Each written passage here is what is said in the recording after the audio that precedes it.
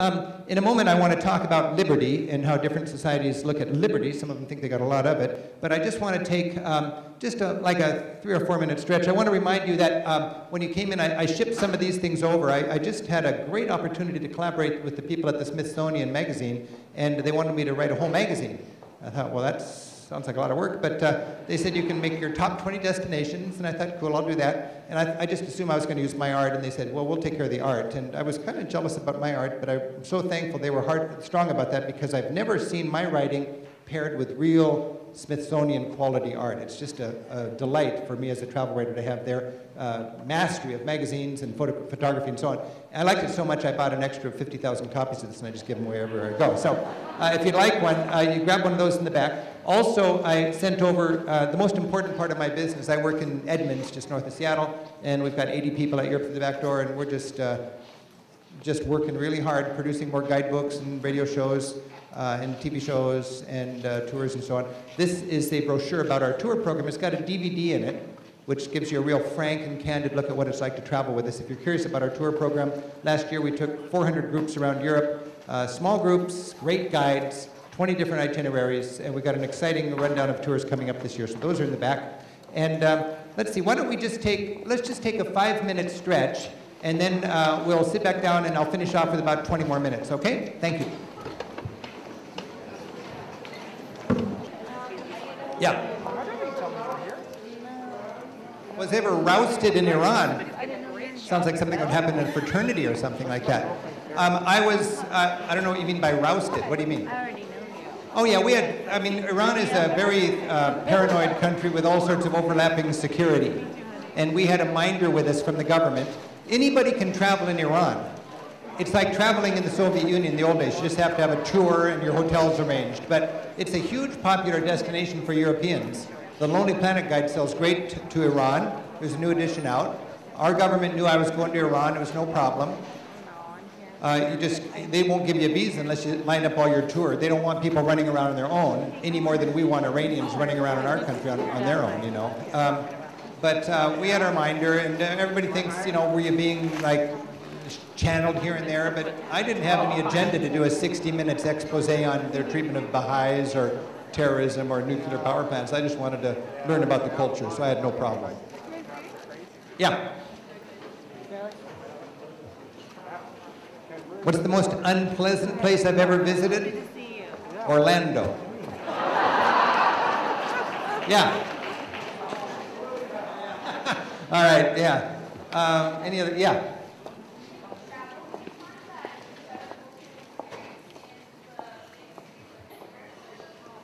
Do you get a better cultural experience in the big cities or the small towns? You know, I think you get a better experience in the small towns. I just was talking to Paul Theroux. He just wrote a book about Africa, and he's adamant about, you know, if you fly from capital to capital to capital, you're not going to have the richest experience as if you take the bus through the bush and get out in the villages. And wherever I go, if I'm in the villages, I get a richer experience. By the way, I want to remind you that I'm really thankful that my TV show runs on KSPS. And tonight we're going to see a lot of shows. We're going to see 2 shows on, you haven't seen these shows, these are brand new. 2 shows on Spain, 2 shows on former Yugoslavia, including a visit to Bosnia and Montenegro, and then a couple shows on Norway, where my heritage is. And I'm just really excited about the new show, so I hope you can watch that. But I'm thankful to be on KSPS, but I was thinking of, in that regard, I interviewed Paul Theroux for my radio show. And my show airs on Saturday morning on your local public radio station. It's an hour each week. We've been doing that now for 5 years, and it's a chance for me to talk to these kind of people. But Paul Theroux was just adamant about you experience more in the villages, and you know, big cities can be more homogenous and all the same, but you get out into the countryside, and that's where you find the salt of the earth, more traditional kind of, you know, Americana for that country. It'd be the same in the United States, I think. Any other questions, comments? Yeah.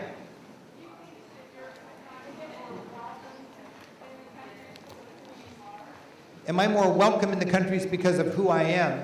Well, you know, if I go to restaurants and hotels and little folk shows and they know who I am, they're going to give me the royal treatment, yeah. And I have to be careful that doesn't mess up my ability to do my research without being seduced and corrupted. You know, it's fun to, I let them try to seduce me, but I'll stay for free in a hotel and then not sleep well and drop it out of the book. I don't owe them anything, you know, so I'm not corruptible that way. You know, when I travel, they don't know who I am. I don't want to waste time being met at the airport by a woman in a dirndl who wants to show me all the cultural cliches. I'd much rather just get out there and go into the markets and meet people and go to the pubs or whatever. Yeah. Yes? Have I traveled to Colombia? No, I haven't, but I have friends who have traveled in Colombia, and it's notorious for Medellin, right, and all the drug kind of lords and stuff. But right now, a huge change in Colombia, and people say it has a scary image, but it's completely safe and charming to travel in, actually. I think it's considered more safe and comfortable than Venezuela. I don't know South America very well, but I think if you look in my radio archives, I interviewed a man and his wife who traveled on their bikes through Colombia from village to village and just had a wonderful time. And they didn't know what they'd expect. And I've since then met lots of people who have traveled in South America, and I always hear Colombia it's perfectly safe to go there. I mean, you know, South America is a little more dangerous than Europe, just in general, but Colombia is no longer a place that you'd want to steer clear of. Yes, in the back.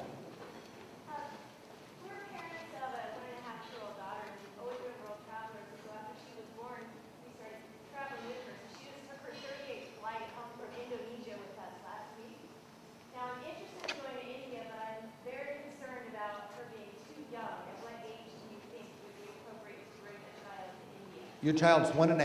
Yes. I would not want a 1.5-year-old child in India.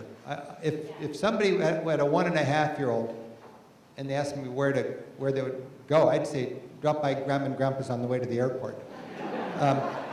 You know, India is so rough and tumble, and you just want to immerse yourself in India. And I would be nervous about all sorts of hygiene things and so on in India. You know, I'm sorry. Do you have another question? Oh, teenager. India is my favorite country. It's just a mind-blowing place. I would say it's a great place to go after you graduate out of high school or something like that. Yeah, but India's pretty, it's a personal thing. I don't write about India or take groups there. I just wouldn't want to have to orchestrate people's happiness in India. It's a very individual thing. I'm easy orchestrating your happiness in Ireland, but not India. Yeah? Do you have any plans to take your cameras to Palestine? You know, that's a good question. I thought, what am I going to do to follow up Iran? And I'd love to do Palestine. I just don't want to get embroiled in that. I'm just wimping out. I think it would be very hard to get people to listen to the Palestine-Israeli story the way it needs to be told. I'm still thinking about it. I don't think I can get into Gaza. You can't get into Gaza without Israel's permission, and Israel doesn't want a film crew in Gaza. So it's a complicated thing. There's other stuff I would do before that, but that needs to be done. I just don't know enough about it to do it justice. Boy, that'd be exciting, though. Yeah. Any other thoughts or questions? Yeah? Do you ever hear about Americans living and working in Europe? Oh, yeah. How are Americans accepted in Europe? Americans are accepted in Europe wonderfully. Europe wants Americans to come in and to renovate these little, you know, rundown fixer-uppers in Tuscany and so on. They have policies that encourage that. They're part of the community. I'm skeptical that somebody can move in you're in Provence style, you know, or under the Tuscan sun style, and suddenly be a connoisseur of that culture. But if you have the right attitude, if you learn the language and you get to know people and you're part of the community, you're part of the community. And after a few years, you're respected as part of the community. Other people go there and they just want a change in weather, but not a change in culture. And they live a parallel world. All over southern Spain, there are expat communities that are just garishly ethnocentric. It's just Belgians here, Irish there, Danes here, Germans there, Brits there. And they have their own radio stations, their own schools, their own shops. Spaniard comes into town and they complain you can't even find Spanish on a menu. So there's that extreme case. But for the Americans that want to, you know, adopt a country and retire in Europe or something, it happens all the time and people love it. Yes, in the back. How do you, as a person of faith, reconcile some of the social justice issues you must see in your travels in terms of the abundance that we have in our country and the lack of abundance in other countries, particularly among certain classes? That's a good question. How does a Christian who cares about economic justice handle all of that stuff, I guess? One issue right off the bat is, okay, I'm going down to El Salvador for my holiday, and I'm going to spend as much going down there and back as the guy I'm going to photograph earns in 3 years to feed his kids, you know? And I'm just going down there for kicks. Now, is that good stewardship? And I'd say if you learn and come back and live with empathy with those people, it's very good stewardship. And I feel it's a good investment. But if I go down there and I just go to some resort and I enjoy golfing and fruity drinks and never meet a local person and come home having left money in foreign adventures in that country, and I come back not having any empathy for those people, then I think that's lousy stewardship. We'll talk about it in a few minutes here, I'm impressed by the gap between rich and poor and how Americans have a tough time with that. And I think it's an interesting thing from a Christian or a person of faith point of view, how ignorance can be so blissful. And people choose to be unknowing about that, and I don't have much respect for that. I have a hunger to know what it's like. I don't need a guilt trip. I'm not guilty. I just want to be engaged and caring and learning and part of the solution instead of, you know, ignorantly blissful. Yeah, so, you know, that's a very important issue. Question here. I have used Canadian luggage tags for years. I had that, and my students told me not long ago, the only people who use Canadian luggage tags are Americans. I always wonder about that, what Canadians think when they see somebody with the Canadian flag that's not Canadian. All right. All right, it's fun to, one more question here, yeah.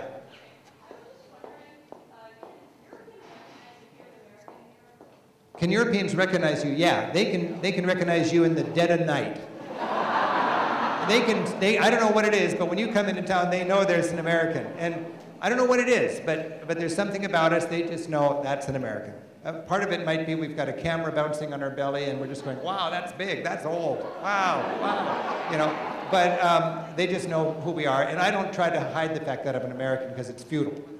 I like to dress appropriately and, you know, try to melt in, but I'm not disguising the fact that I'm an American. I want to not be a judgmental or ethnocentric American. I want to celebrate their way of life while I'm there. And it's really fun because I go home and I'm thankful I'm not having to be like that, or I incorporate a little bit of that in my lifestyle. It's a cool kind of way to travel. Is there a question here? Yeah.